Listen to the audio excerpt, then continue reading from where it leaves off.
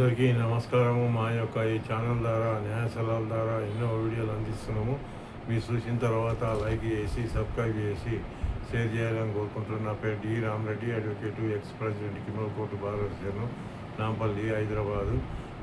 X public prosecutor, high court, state of Telangana ఉద్యమంలో 2001 నుంచి కూడా వేల కేసులు వేసాం కాక ఉద్యమకారులు కానీ, పార్టీ సంబంధించిన వాళ్ళు కానీ, నా క్లయింట్లు కానీ, నా ఫ్రెండ్స్ కానీ చాలామంది కూడా అడుగుతూ ఉంటారు.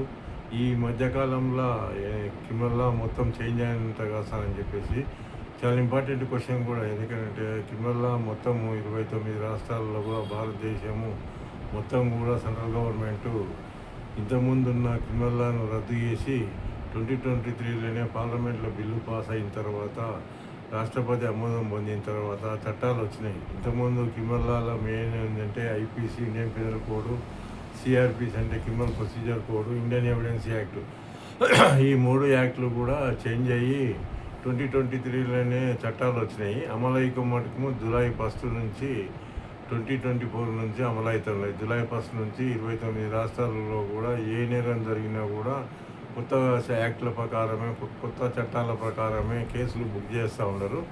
ప్రొసీజర్ కూడా ప్రతి ఒక్కరు కూడా అడ్వకేట్లు కానీ, పోలీసులు కానీ, లార్డ్షిప్స్ జడ్జెస్ కానీ, జనరల్ పబ్లిక్ కానీ అదే ప్రొసీజరు ఫాలో అవుతున్నారు.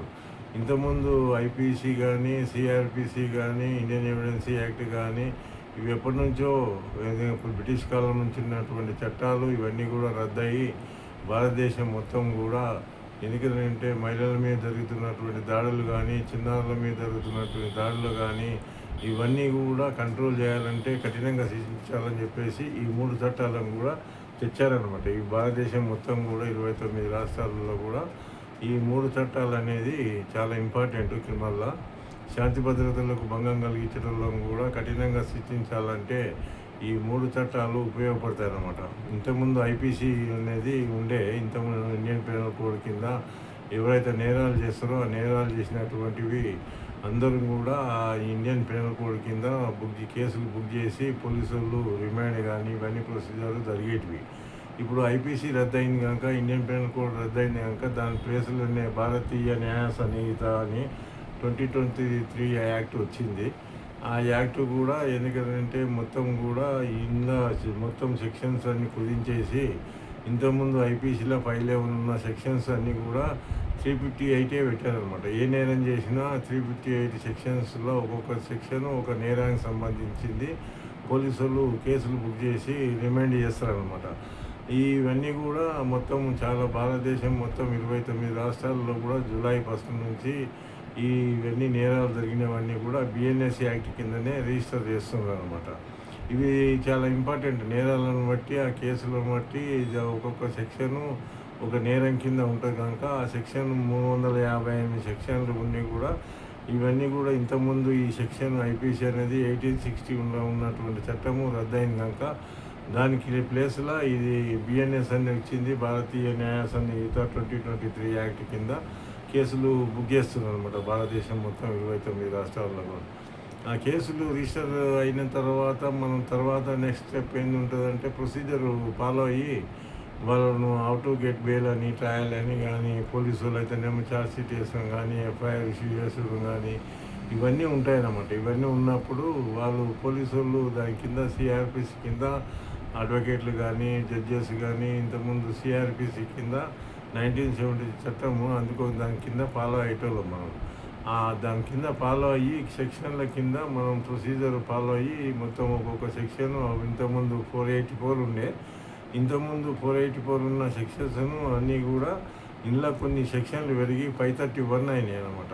531 ఈ సెక్షన్లో ఒక్కొక్క సెక్షను ఒక్కొక్క నేరానికి ఒక ప్రొసీజర్కు ఫాలో కావడానికి ఈ 531 సెక్షన్స్ ఉపయోగపడతాయి అన్నమాట. దాని ప్లేస్లో ఇంకా నెక్స్ట్ ఏంటంటే Indian evidence act. Indian evidence act ఇంతకుముందు 167 ఉండే, ఇది 1872 చట్టము. అందుకని 1872 నుంచి ఇదే చట్టం ఉండే ఇండియన్ ఎవిడెన్స్. ఇప్పుడు దాని కింద బిఎస్సి అని వచ్చింది, భారతీయ సాక్ష్య అధినియము. దీని ఎవిడెన్స్ యాక్ట్ కింద వచ్చిందన్నమాట. ఇందులో 170 అయినాయి సెక్షన్స్. ఇంతకుముందు 167 ఉన్న సెక్షన్లన్నీ కూడా ఇప్పుడు 170 కింద అయినాయి అనమాట. అందుకని ఇవి చాలా కూడా ఇంపార్టెంట్ సెక్షన్స్ అన్నీ కూడా.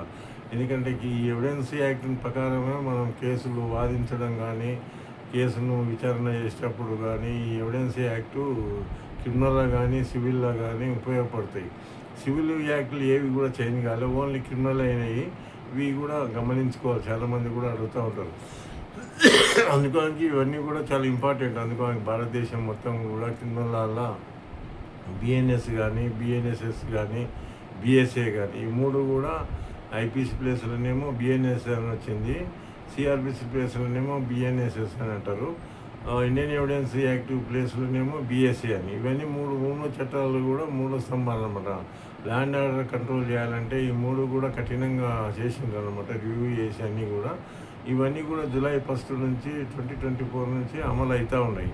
అందుకని చాలామంది కూడా తెలియదు, ఎందుకంటే సెంట్రల్ గవర్నమెంట్ 2023లో యాక్ట్లు వచ్చినా కూడా ఇంతవరకు కూడా చాలామంది జనరల్ పబ్లిక్ తెలియదు అనమాట. ఇవన్నీ చాలా మటుకు సెమినార్స్ కానీ, ఎందుకంటే ఎలక్ట్రానిక్ మీడియా, ప్రింట్ మీడియా ద్వారా బాగా అడ్వర్టైజ్మెంట్ చేసింటేనే బాగుంటుండే. ఈ యాక్ట్లు వచ్చి 1 year అవుతుంది, చాలామంది కూడా తెలియదు. ఎంతమంది కూడా నాకు ఫోన్ చేసి కూడా అడుగుతూ ఉంటారు, ఈ కొత్త చట్టాల వల్ల ఏమైనా ఉపయోగం ఉందా సార్ అని. కొత్త చట్టాల వల్ల ఉపయోగం అనేది ఎందుకంటే ల్యాండ్ ఆర్డర్ కంట్రోల్ చేయాలని చెప్పేసి ఇవన్నీ కూడా సెక్షన్లన్నీ కూడా కఠినంగా చేసి కుదించేసి ఐపీసీ ప్లేస్లో ఏదైతే బిఎన్ఎస్ అని వచ్చిందో, భారతీయ న్యాయ సంహిత చాలా కఠినంగా ఉంది. అందుకని అంత త్వరగా కూడా మీకు బెయిల్ పొందడానికి కూడా ఆస్కారం లేదన్నమాట. ఇవన్నీ కూడా చాలా ఇంపార్టెంట్. ఎంతమంది నాకు ఫోన్ చేసి అడుగుతూ ఉంటారు అనమాట. ఇంకోటి ఏంటంటే ఈ పోలీసు వాళ్ళు ఈ మధ్యకాలంలో సెర్చ్ చేయడము, వాళ్ళు విజిట్ చేయడం, ఇంటికి వచ్చడం, సార్ కొన్ని అఫెన్స్ కేసులలో ఉన్నట్లుంటే వాళ్ళు వచ్చే అధికారం ఉందా సార్ అని అడుగుతూ ఉంటారు. కంపల్సరీ అధికారం ఉంది వాళ్ళకి. ఎందుకైతే బిఎన్ఎస్ఎస్ యాక్ట్ ఇంతకుముందు 165 కింద, సిఆర్పిసి కింద పోలీస్ అధికారి సెర్చ్ బై పోలీస్ ఆఫీసర్ ఏదైనా కూడా ఏ ప్లేస్ అయినా కూడా సెర్చ్ చేయడానికి ఈ సెక్షన్ ఇంతకుముందు 165 ఉపయోగపడేది. 165 రద్దయింది కనుక దాని ప్లేస్లో 185 కింద బిఎన్ఎస్ఎస్ యాక్ట్ ప్రకారము, భారతీయ నాగరిక సురక్ష సన్నిహిత ప్రకారము ఈ యాక్ట్ 2023లో వచ్చింది కనుక 185 కింద ఏ పోలీస్ అధికారి అయినా కూడా ఆయన జ్యూరిడిక్షన్లో అతను పోలీస్ స్టేషన్ ఏరియాలో ఉన్నదానికి సెర్చ్ చేయడానికి మొత్తము కూడా ఉపయోగపడుతుంది. ప్రొసీజర్ ప్రకారమే ప్రతి ఒక్కరు కూడా ఫాలో అవుతారు. ఎందుకంటే జనరల్ పబ్లిక్ ఎందుకంటే ప్రొసీజర్ తెలియదు, పోలీసు వాళ్ళు వచ్చిందని చెప్పేసి అనుకుంటారు, కానీ పోలీసు వాళ్ళు కావాలని కూడా రాదు, ప్రొసీజరే ఫాలో అవుతారు వాళ్ళు కూడా. ఎందుకంటే ఓన్గా పోయి చేసేది అధికారం వాళ్ళకు కూడా లేదు. ఉన్నట్లుంటే మనం స్టెప్ బై స్టెప్ మనం వాళ్ళ మీద కూడా కంప్లైంట్ ఇచ్చుకోవచ్చు. అటుగానికి ఏది ఉన్నా కూడా వాళ్ళ ప్రొసీజర్ ప్రకారమే ఫాలో అవుతారు వాళ్ళు కానీ, అడ్వకేట్స్ కానీ, జనరల్ పబ్లిక్ కానీ, ఎందుకంటే జడ్జెస్ కానీ. ప్రొసీజరు ఫాలో కానీ ఏ కేసు కూడా ప్రొసీజర్లా చాలా ఇంపార్టెంట్. అందుకు క్రిమినల్లా ప్రొసీజర్ లా ప్రకారమే పోలీసు వాళ్ళు కానీ, అడ్వకేట్లు కానీ, జడ్జెస్ కానీ ఫాలో అయ్యి కేసెస్ అన్నీ కూడా డిస్పోజల్ కానీ ఆస్కారం ఉంటుంది. పోలీస్ అధికారి ఏదైతే ఉంటాడో ఈ 185 కింద బిఎన్ఎస్ఎస్ యాక్ట్ ప్రకారము అతను ఏ ప్లేస్ అయినా కూడా పోయి విజిట్ చేయడానికి ఆస్కారం ఉంటుంది అనమాట. ఆ క్లాస్ 2 కింద ఇంట్లో 185 క్లాస్ 2 కింద కూడా అతను ఓన్గా పోయి కూడా విజిట్ చేసి అక్కడ ఉన్న ఏదైనా ప్రాపర్టీ దొరికితే కూడా ప్రాపర్టీని కూడా లిస్టు తయారు చేసి అక్కడ ఉన్న ఎవరైనా ఆ కేసు సంబంధించింది ఏదైతే ఉంటుందో ఆ కేసు సంబంధించిన అన్నిటిని కూడా ప్రాపర్టీ సీజ్ చేస్తే ఆ సీజ్ చేసిన లిస్ట్ కూడా అంతా ప్రిపేర్ చేస్తాడు. అక్కడనే చేసి ఇద్దరు ఎవరైనా రెస్పెక్టెడ్ పర్సన్స్ ఉంటే కూడా వాళ్ళు సెర్చ్ చేసినప్పుడు అక్కడ పంచనామా రాసి అక్కడనే వాళ్ళ సంతకాలు కూడా తీసుకొని మీకు ఒక కాపీ కూడా ఇస్తాడనమాట, ఏమేమి దొరికినాయి మీ ఇంట్లో అనేది కూడా. ఈ 103 కింద ఏదైతే ఉంటుందో బిఎన్ఎస్ఎస్ యాక్ట్ ప్రకారము క్లోజ్డ్ ప్లేస్లో కూడా వాళ్ళ తలుపులు తీయకుంటే కూడా డోర్స్ ఓపెన్ చేసి పలగొట్టి కూడా చేసుకోవడానికి ఆస్కారం ఉంది.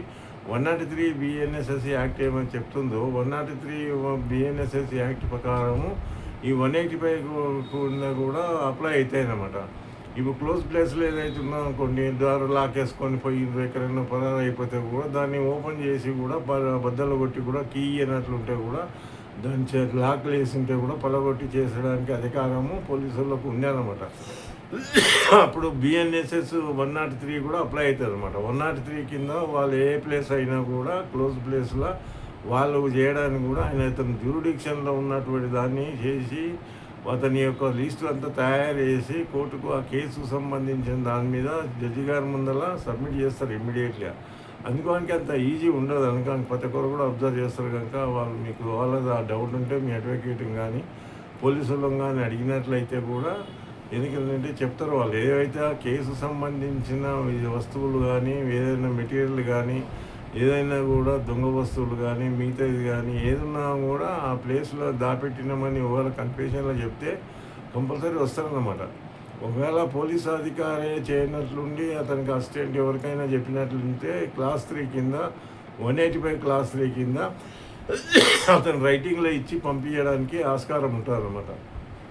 అతను కూడా ఎందుకనంటే అతను 185 క్లాస్ 3 కింద ఏదైనా ఆయన సబార్డినేట్ ఎవరైనా వచ్చినా కూడా రైటింగ్లో ఇచ్చి పంపిస్తారు అన్నమాట. చూపిస్తారు కూడా మీకు.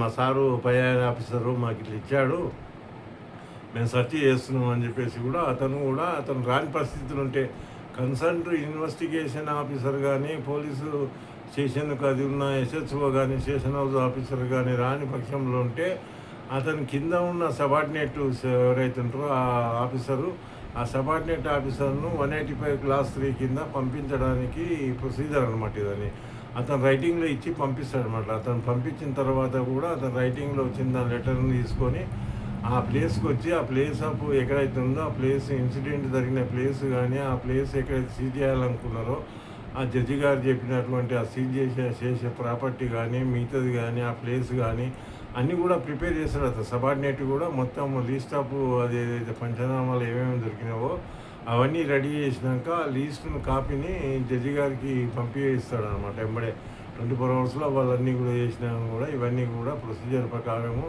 ఏదైతే 187 కానీ 167 కింద మనం ఇంతకుముందు చేసినటువంటి ప్రొసీజర్ ఏదైతే ఉండదో ఆ ప్రొసీజర్ ప్రకారము ఏది చేసినా కూడా పేపర్ను చిన్న పేపర్ అయినా కూడా పంచనామాలో ఏమేమి దొరికిన వస్తువులను కూడా ఆ వస్తువులు కానీ ఆ పంచనామా చేసిన పేపర్లు కానీ అవన్నీ కూడా కోర్టులో సబ్మిట్ చేస్తారనమాట. ఆ దొరికిన ప్రాపర్టీని కూడా కోర్టులో డిపాజిట్ చేస్తారనమాట జడ్జి గారి ముందర. ఆ లిస్టు తయారు చేసిన తర్వాత సీజ్ చేసిన ప్రాపర్టీ ఏదైతే ఉంటుందో సీజ్ చేసిన ప్రాపర్టీ పంచనామా సీజర్ రిపోర్టు పంచనామా రిపోర్టు ఇవన్నీ కూడా రిపోర్టులు ఇవన్నీ కూడా ప్రాపర్టీ ఇవన్నీ ఇంక్లూడింగ్ అన్నీ కూడా తయారు చేసిన తర్వాత అక్కడ రెస్పెక్టెడ్ పర్సన్స్ ఎవరైతే ఉంటారో 2 పర్సన్స్ను వాళ్ళ సంతకాలన్నీ తీసుకొని కూడా అక్కడ ఉన్న ఏరియా వాళ్ళకు కూడా మొత్తం చూపించేసి ఆ జరిగిన ఈ ఇన్సిడెంట్ కానీ ఈ కేసు సంబంధించినవన్నీ కూడా ప్రాపర్టీ సీజ్ చేసిన తర్వాత కోర్టులో వాళ్ళందరూ కూడా అక్కడ లోకల్ ఉన్నటువంటి పర్సన్స్ ఎవరైతే వస్తారో వాళ్ళకు కూడా సంతకాలు తీసుకొని ఇతను కూడా ఆఫీసర్ కూడా సంతకం పెట్టేసి కోర్టులో సబ్మిట్ చేస్తారు. ఇతను కూడా సంతకం పెడతారనమాట. మీకు కూడా ఒక కాపీ ఇస్తాడు. ఆ కాపీ ఇచ్చినప్పుడు కూడా మీరు ఏమైనా డౌట్ ఉంటే మీరు కోర్టులో ఆర్గ్యుమెంట్ చేసుకోవచ్చు. మీ అడ్వకేట్ ద్వారా పిటిషన్ వేసి కూడా మీకు దగ్గర వాళ్ళ లైసెన్స్ కానీ మిగతాయి కానీ ఏమైనా కూడా ప్రాపర్టీ దొంగ వస్తువు కాదని మీరు నిరూపించుకున్నట్లయితే కోర్టులో ఒక పిటిషన్ పెట్టుకున్నట్లయితే మీరు దగ్గర ఏదైతే సీజ్ చేసిన ప్రాపర్టీని మీరు ఎందుకంటే రిటర్న్ ఆఫ్ ప్రాపర్టీ కింద దాని పిటిషన్ పెట్టుకొని దాన్ని రిలీజ్ చేసుకోవడానికి ఆస్కారం ఉంటుంది. ప్రొసీజర్ అన్నమాట. ప్రతి ఒక్కరు కూడా ప్రొసీజర్ ప్రకారమే ఫాలో కావాలి. పోలీసులు కూడా ఆ లిస్ట్ తయారు చేసిన తర్వాత ఆ ప్రాపర్టీ అంతా కూడా పోలీస్ స్టేషన్ తీసుకుపోయి పోలీస్ స్టేషన్ నుంచి అక్కడ ఎంట్రీ చేసి ఏదైతే జీడీ జనరల్ డైరీ ఉంటుందో జనరల్ డైరీలో ఏదైతే ఏరియాలో పోయినామో ఇన్వెస్టిగేషన్ చేసినా కూడా జనరల్ డైరీలో ఎంట్రీ చేస్తారు వాళ్ళు. జనరల్ డైరీ ఎంట్రీ చేసినాక పంచనామా కాపీలు ఏమేమి దొరికినావో ఆ ప్రాపర్టీ అంతా కూడా కోర్టులో సబ్మిట్ చేస్తారనమాట. కోర్టులో పోయిన తర్వాత కోర్టులో నెంబర్ ఇస్తారన్నమాట. ప్రాపర్టీ నెంబర్ అని ఒకటి ఉంటుంది. అది ఆ నెంబర్ ప్రకారం ఇస్తారు. మీరు ఒకవేళ పిటిషన్ పెట్టుకున్నట్లయితే జడ్జి గారి ముందర మీ వాదనలు మీ ప్రాపర్టీ అనుకున్నప్పుడు మీ వాదనలు పోలీస్ తరఫున వాదించే పబ్లిక్ ప్రాసిక్యూటర్ ఉంటాడు కనుక పబ్లిక్ ప్రాసిక్యూటర్కి ఒక నోటీస్ ఇచ్చేసి మీ కోర్టులో ఫైల్ చేసినట్లయితే పిటిషను ఈ రిటర్న్ ప్రాపర్టీ కింద మీ దగ్గర ఏవైతే లీస్టు తయారు చేసి ఇచ్చిండ్రో పంచనామా కింద సీజర్ కింద అవన్నీ ప్రాపర్టీ కూడా మీకు రిటర్న్ చేయడానికి ఆస్కారం ఉంటుంది. ఇవంతా ప్రొసీజర్ అనమాట. అందరూ కూడా చాలామంది కూడా నన్ను ఫోన్ చేసి పోలీస్ అధికారి వచ్చిండు సార్ ఇట్లా అని చెప్పేసినప్పుడు ఏదైనా పోలీస్ అధికారి అతను జ్యూడిక్షన్ ఉన్నట్టు పోలీస్ స్టేషన్ ఉన్నప్పుడు ఈ 185 కింద అతను సెర్చ్ చేయడానికి ఆస్కారం ఉంటుంది అనమాట. అందుకని ఇవన్నీ చూసి ఫాలో అవుతారని చెప్పి కోరుకుంటున్నా. అందరికీ నా ధన్యవాదాలు.